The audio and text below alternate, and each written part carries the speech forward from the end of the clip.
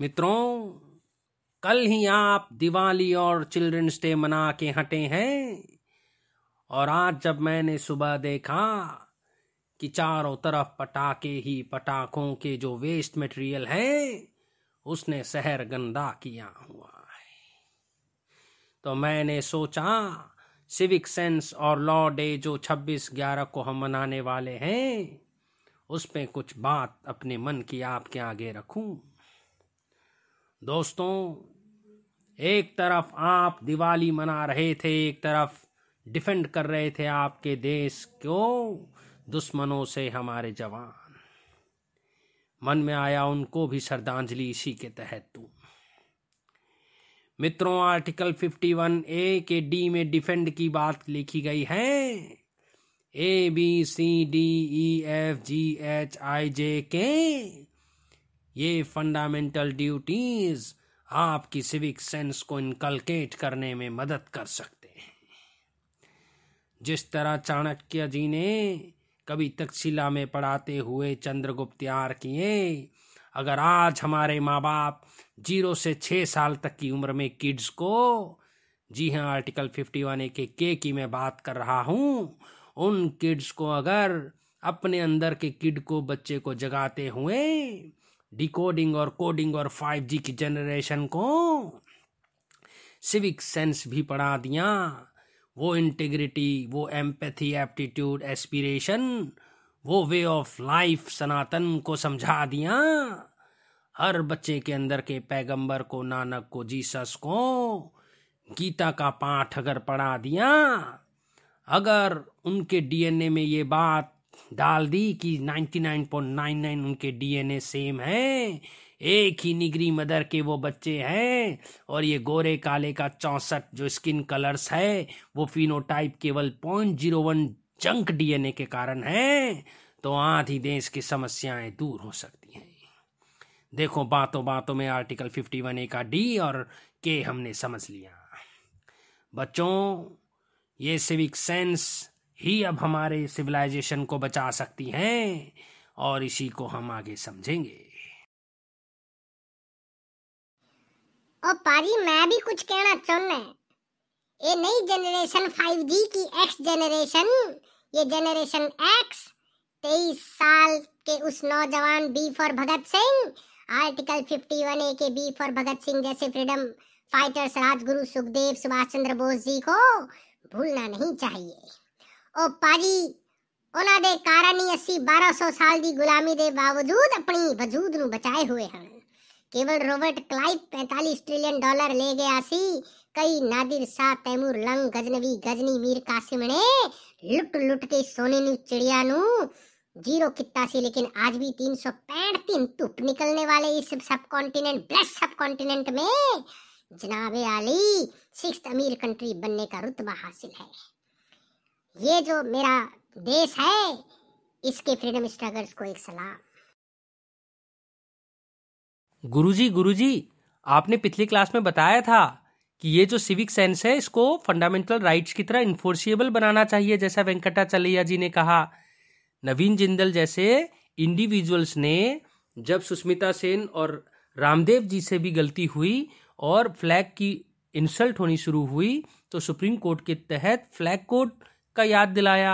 और इसी तरह नवीन चौस्की जी ने नेशनल एंथम की रिस्पेक्ट का जो आर्टिकल 51A के ए में है और बी में बी फॉर भगत सिंह पर चीफ और चारू की इंटीग्रिटी, यानी देश की इंटीग्रिटी के खिलाफ काम नहीं करना। ठीक है, जिस तरह ये टुकड़े टुकड़े गैंग शाहीन बाग, बिलाल बाग हो रहा है आर्टिकल 19(1) के ABCDEG के नाम पर, तो 19 का 2, 3, 4, 5, 6 भी तो याद रखना चाहिए।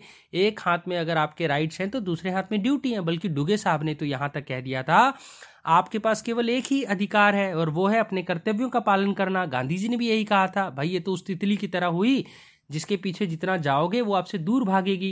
अगर आप खड़े हो जाओगे, अपने कर्तव्यों का पालन करोगे, अधिकार आपके सर पे बैठेंगे।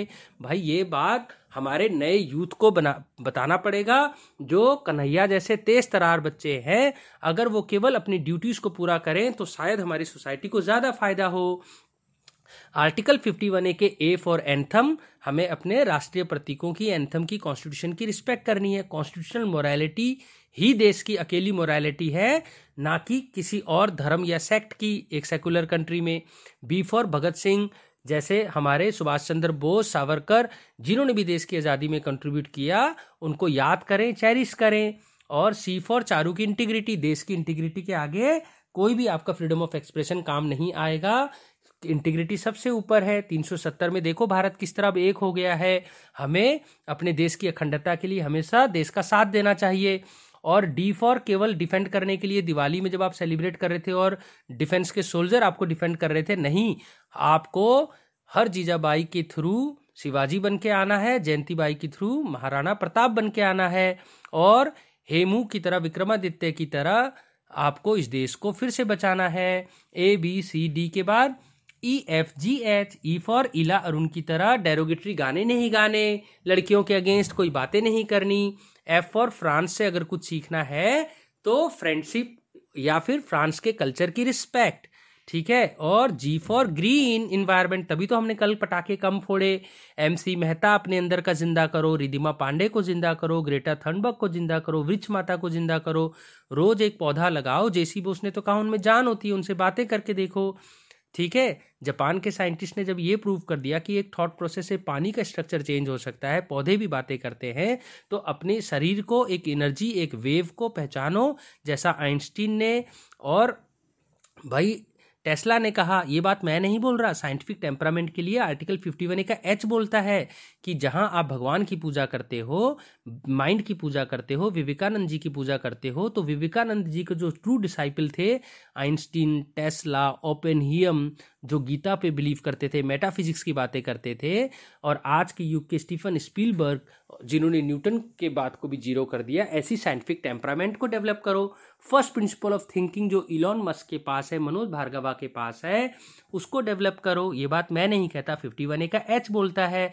साइंटिफिक टेम्परामेंट डेवलप होने से 99.99% से बने हुए जो हम एक ही माँ के जो बच्चे हैं, वो शिया, सुन्नी, हिंदू, मुस्लिम नहीं करेंगे, टुकड़े टुकड़े गैंग नहीं बनाएंगे। हमें समझ आ जाएगा कि ये जितने भी डिफरेंसेस हैं वो सब 0.1 जंक DNA के कारण है। भाई हमारी 206 हड्डियां और लाल खून तो सब में बराबर है ना, तो साइंटिफिक टेम्परामेंट इतना इंपॉर्टेंट है। तो ABCDEFGH आपने पढ़ लिया, तो I क्या होता है, ये IJK, ये 3 चीजें निक्की बताएगी।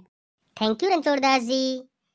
पर पहले सर मैं ये बता दूं कि लॉ डे हम 26/11 को क्यों मनाते हैं। भाई 26/11 को तो बॉम्ब अटैक भी हुआ था, पर नेगेटिव चीजें हम नहीं देखेंगे, हम पॉजिटिव चीजें देखेंगे। भाई संविधान बन के तैयार हो गया था, उसको हमने अडॉप्ट कर लिया था, इनफोर्स 26 जनवरी रिपब्लिक डे के दिन किया था। तो जिस दिन को बन के तैयार हो गया तो संविधान दिवस, कॉन्स्टिट्यूशन डे या फिर लॉ डे मनाते हैं, क्योंकि ignorance of law is no excuse. सबको इस देश का लॉ का पता होना चाहिए, चाहे वो टेक्नोक्रेट है चाहे ब्यूरोक्रेट, ठीक है। तो भाई आ जाते हैं अब IJK, आई फॉर इंजरी नहीं करना। ये दंगे फसाद किस लिए करने, अभी रणछोड़दास जी ने बताया, हम सबके जीन्स तो एक है, हमारी एक माँ थी, ब्लैक, निग्रो, मदर। वर्ल्ड के 3 मेजर रिलीजन एक ही बाप से निकले हैं, ज्यूज, क्रिश्चियन और मुस्लिम। तो फिर किस बात की लड़ाई, ठीक है। ये निजामे मुस्तफ़ा, गजवाई हिंद, बोको हरम, रवांडा जीनोसाइड, ये सब माइंड में पनपते हैं। पानीपत हो या बक्सर या पलासी या मीर कासिम की लड़ाई, बैटल ऑफ टरेन, ये सब दिमाग की उपज है, रेप्टाइल माइंडसेट की बातें हैं, और ये कोई फिलॉसफी नहीं है। वेंकटाचलैया जी ने इसीलिए तो कहा था 51A को इन्फोर्स कर दो। बच्चों को शुरू से ही, जापान में देख लो, नॉर्वे, स्वीडन, डेनमार्क, फिनलैंड, यहाँ पर क्यों इतनी देशभक्ति है, क्योंकि वहाँ किड्जेनिया है वो बच्चे, ठीक है। जैसा ओशो महाराज ने कहा था, कहते हैं भाई बच्चों को आप केवल एथिक्स, एप्टीट्यूड, एस्पिरेशंस दे दो, फैसिलिटेट करो उनको। कोडिंग डिकोडिंग तो 6th क्लास में भी सीख जाएंगे, लैंग्वेज वो 5th क्लास में सीख जाएंगे, मगर गणित जो है, यानी mathematics of ethics, aptitude, aspiration, scientific temperament, reasoning, rationality, ये सब चीजें तो हैं, ये तो शुरू में अगर वो सीख जाएं, वो जो वे ऑफ लाइफ है जो पैगंबर नानक जीसस ने समझाया, तो फिर इस दुनिया की सारी बुराई खत्म हो जाएगी, ठीक है। वरना ओपेनहियम ने जब बम बनाया तो उसके पास IQ की कमी नहीं थी। वर्ल्ड के आधे टेररिस्ट जो हैं वो इंजीनियर्स हैं, तो उनमें किस चीज की कमी है, EQ की, SQ की, यानी स्पिरिचुअल क्वोशंट और इमोशनल क्वोशंट की। और यही बात आर्टिकल 51A का I बोलता है, इंजरी नहीं करना, वायलेंस से दूर रहना है। और ये वायलेंस केवल और केवल फिजिकल वायलेंस नहीं है। अगर आप किसी के लिए बुरा सोचते हो तो पानी का भी स्ट्रक्चर चेंज हो जाता है। जापान के साइंटिस्ट ने प्रूव किया था। आप कमेंट सेक्शन में उसका नाम बताओ। जेसी बोस ने कहा था पौधों में भी जान होती है। अगर पौधे को बोलो वो बदसूरत है, पॉल्यूटेड है, तो उसका स्ट्रक्चर टेलीस्कोप से देखने पर बिगड़ जाता है। आपका बॉडी 70% पानी से बना है। आप 24 घंटे अगर वायलेंस, इमोशनल वायलेंस करेंगे, किसी को अंडरस्टैंड नहीं करेंगे, ट्रस्ट नहीं इनकलकेट करेंगे, आपके एक्टिविटी से किसी का सेल्फ एस्टीम अगर इनहांस नहीं होगा, तो चारों तरफ वो नेगेटिव ऑरा वाइब्रेशन आपका भी एक्सीडेंट करवाएगा। और आप बोलोगे पता नहीं मेरे को हार्ट अटैक कैसे हुआ, मैंने तो कोई पाप नहीं किया। नहीं, आपका एक नेगेटिव सोचना भी उतना ही बड़ा पाप है जितना बोको हरम के टेररिस्ट का। इसीलिए पॉजिटिव सोचो, अपने को एनर्जी मानो, वेव्स मानो और साइंटिफिक टेम्परामेंट डेवलप करो।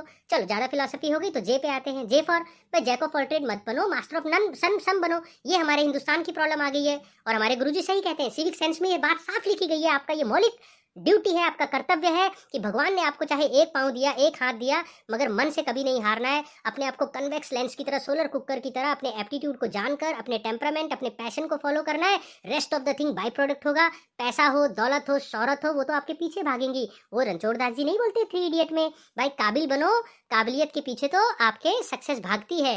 और लास्ट में आता है आई जे के बाद के फॉर किड्स। अपने अंदर के बच्चे को जिंदा रखो। 0 से 6 के बच्चे को सबसे बड़ा यूनिवर्सिटी तक्षशिला, नालंदा, विक्रमशिला और कैम्ब्रिज और ऑक्सफोर्ड कौन होते हैं? माँ बाप। तो वो माँ बाप बच्चे को तभी लाएं जब वो खुद इंसान बन गए हो, सोडियम और क्लोरीन की तरह, सोडियम क्लोराइड की तरह। एक्सीडेंटल माँ बाप ना बने, इंसिडेंटल माँ बाप बने। और एक किसान के, आपका देश तो कृषि प्रधान है, आप तो बीज भी फालतू में नहीं फेंकते, पहले तैयारी करते हो फिर बीज फेंकते हो मौसम देखकर। तो बच्चा भी तो एक बीज है, तो उस बीज को बोनसाई के गमले में सजाना है, सजावट का सामान बनाना है, थोपना है अपने आइडियोलॉजीज, अपने पॉलेमिक्स के आर्गुमेंट देने हैं, उसके ऊपर कैजुस्टिकल आर्गुमेंट देने हैं, अपना परसेप्शन थोप देना है, अपनी आइडियोलॉजी थोप देनी है। और फिर उसको आप कंडीशन कर दो उसकी माइंड को, वो ग्रोथ ही ना कर पाए। तो ये अब आपने तय करना है कि बोको हरम उस बच्चे को जिहादी बना दें, या फिर चाणक्य या मेडिटेटिव वे ऑफ लाइफ की तरह, ओशो की तरह आप उसको अगला गौतम बुद्धा बना दें। आपके अंदर दोनों पोटेंशियल है, टोटी पोटेंशियल की तरह। इसको रेप्टाइल माइंडसेट और प्रीफ्रंटल कॉर्टेक्स माइंडसेट बोलते हैं। इसको हम कभी और समझेंगे, मगर यही था सिविक सेंस। ये आपके कॉन्स्टिट्यूशनल मोरालिटी की बातें हैं, और इसी मोरालिटी को हम अगर डेवलप करें तो वर्ल्ड एक होगा, वसुंधकाई कुटुंबकम होगा। हम एक फैमिली है, एक दूसरे की एक्सटेंशन है, और ये साइंटिफिकली प्रूव्ड है। आप भी एनर्जी हो, मैं भी एनर्जी हूँ, हमें कोई मार नहीं सकता, कोई काट नहीं सकता। ये बात गीता की नहीं लिखी, ये बात किसी पैगंबर ने नहीं कही, ये बात साइंटिफिकली अप्रूव्ड हो चुकी है। कॉन्स्टिट्यूशन में भी इसको आर्टिकल 51A में जगह मिली है, और इसकी इंटरप्रिटेशन सुप्रीम कोर्ट ने कई खूबसूरत जजमेंट्स में की है, जिसका वीडियो हम जल्दी ही लाएंगे। जय हिंद।